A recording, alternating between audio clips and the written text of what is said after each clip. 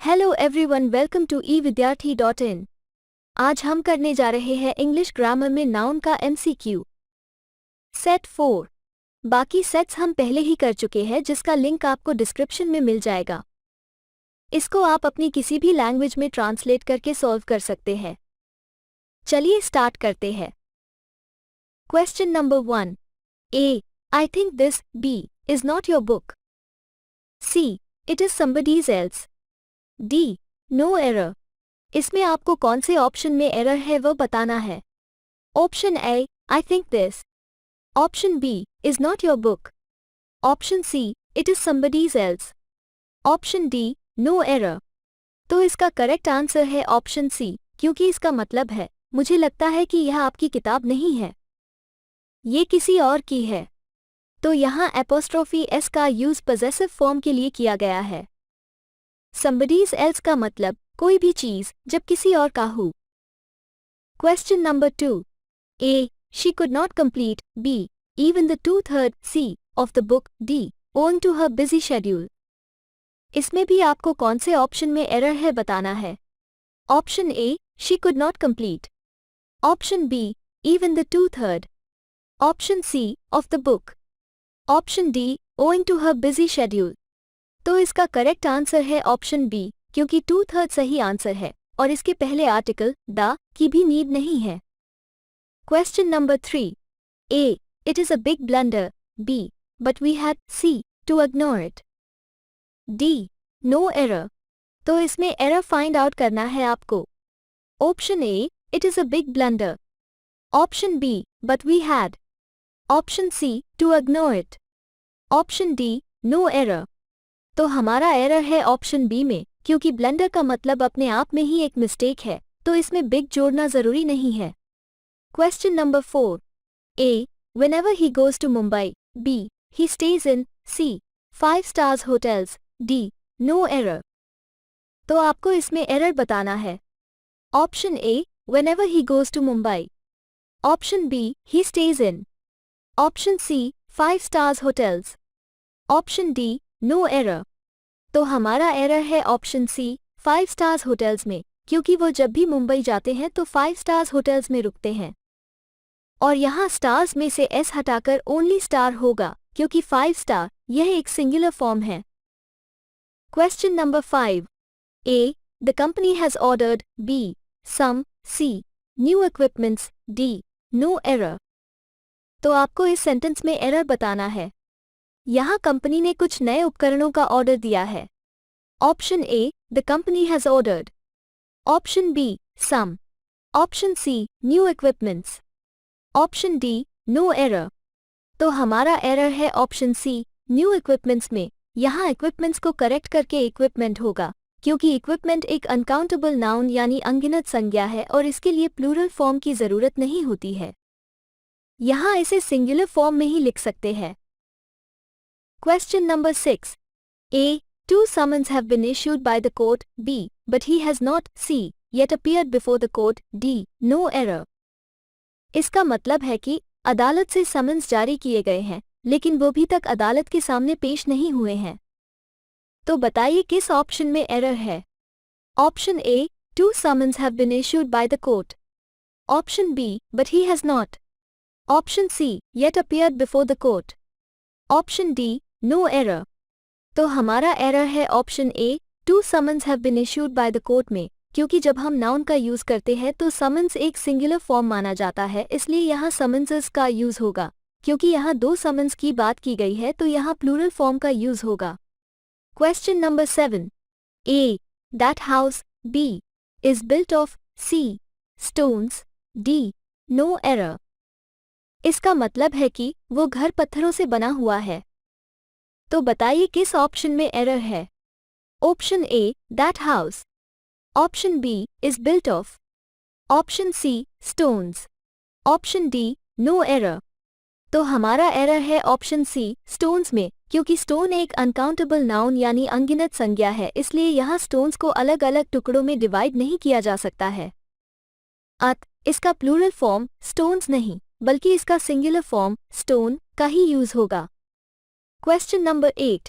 Next question करने से पहले मैं आपको एक इम्पॉर्टेंट बात बताना चाहती हूँ कि अगर आप किसी भी गवर्नमेंट जॉब की प्रिपरेशन कर रहे हो तो आप हमारी वेबसाइट evidyarthi.in पर सरकारी एग्जाम प्रेप में MCQ कम्पिटिटिव एग्जाम के अंडर आप देख सकते हैं जियोग्राफी, हिस्ट्री, इंग्लिश ऐसे बहुत सारे सब्जेक्ट्स मिल जाएंगे।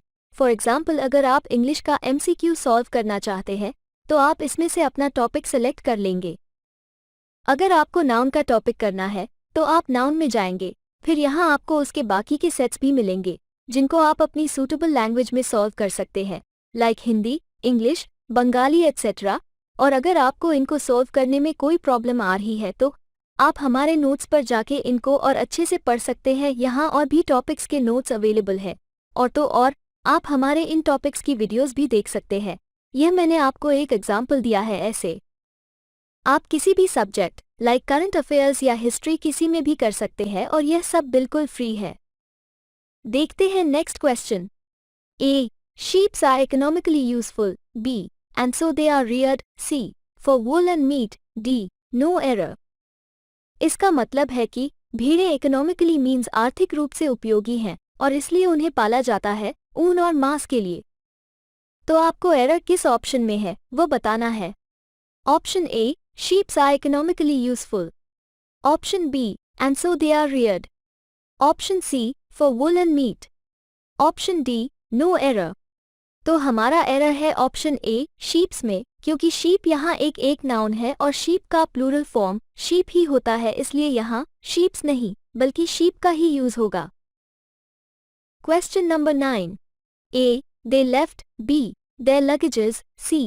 At home by mistake and went to the railway station. D. No error. इसका मतलब है कि वे अपना सामान गलती से घर पर छोड़ गए और रेलवे स्टेशन चले गए। तो एरर किस ऑप्शन में है बताइए। Option A. They left.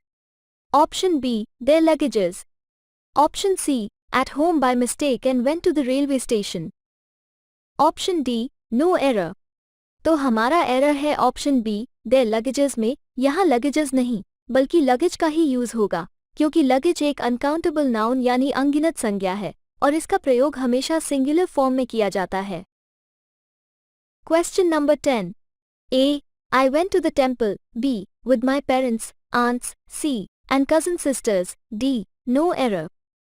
इसका मतलब है कि मैं अपने पेरेंट्स, आंट्स और कजन सिस्टर्स के साथ मंदिर गया। तो एरर किस ऑप्शन में है बताइए। Option A. I went to the temple. Option B. With my parents, aunts. Option C. And cousin sisters. Option D. No error. तो हमारा एरर है ऑप्शन C कजन सिस्टर्स में, क्योंकि यहाँ कजन वर्ड एक जेंडर न्यूट्रल टर्म है, मतलब जो मेल एंड फीमेल दोनों के लिए ही यूज किया जाता है। यहाँ अलग से कजन के साथ सिस्टर लिखने की जरूरत नहीं है। Question number 11। A. The English teacher. B. Gave him a homework. C. To complete that. D. By night positively. इसका मतलब है कि इंग्लिश के टीचर ने उसे रात तक पूरा करने के लिए सकारात्मक रूप यानी पॉजिटिवली एक होमवर्क दिया। तो बताइए एरर किस ऑप्शन में है। Option A. The English teacher. Option B. Gave him a homework. Option C. To complete that. Option D. By night positively. तो हमारा एरर है option B. Gave him a homework में, क्योंकि होमवर्क एक uncountable noun है और uncountable noun के आगे हमें आर्टिकल ए, एन और दा लगाने की नीड नहीं पड़ती है। तो करेक्ट सेंटेंस है The English teacher gave him homework to complete that by night positively. Question number 12. A. When we reached the fair. B. We found that there. C. Was no place to stand. D. No error. इसका मतलब है कि जब हम मेले में पहुंचे हमने पाया कि वहां खड़े होने के लिए कोई जगह नहीं थी। तो एरर किस ऑप्शन में है। Option A. When we reached the fair. Option B. We found that there. Option C. Was no place to stand. Option D. No error.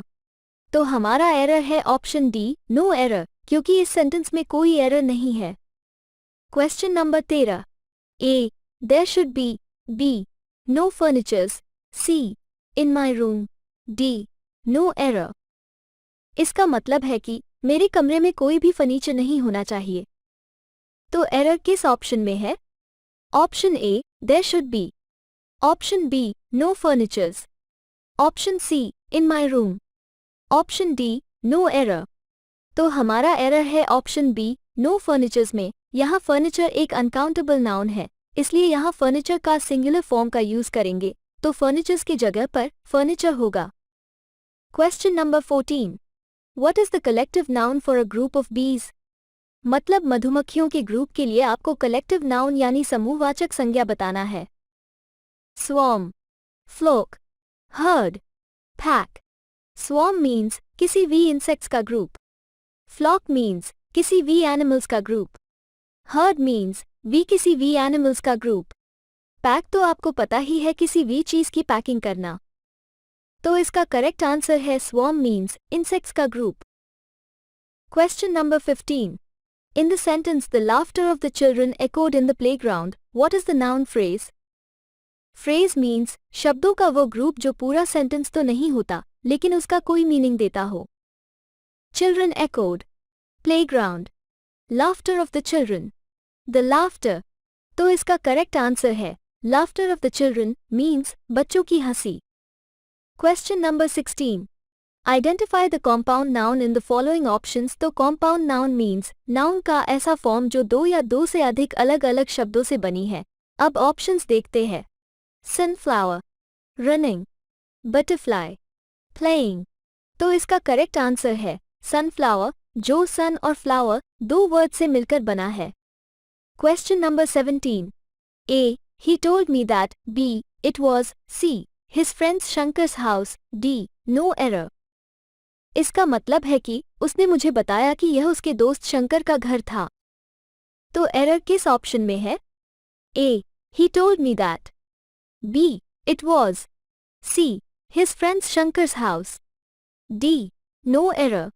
तो हमारा एरर है option C, His friend's Shankar's house में, क्योंकि यहाँ शंकर्स में apostrophe S का meaning है शंकर का हाउस, तो यहाँ दोबारा से फ्रेंड्स में अपॉस्ट्रोफी S की नीड नहीं है। चलिए अब हम देखते हैं हमारा रिजल्ट क्या आया है। तो हमारे सारे आंसर्स बिल्कुल करेक्ट है और आप ये क्वेश्चंस खुद से भी सॉल्व कर सकते हैं। आपको इसका लिंक डिस्क्रिप्शन में मिल जाएगा और इसके साथ साथ आप videos, notes, previous year paper, sample papers आपको यहाँ मिल जाएंगे। और अगर आपको ये वीडियो पसंद आए तो लाइक, शेयर और सब्सक्राइब कीजिए। Thank you.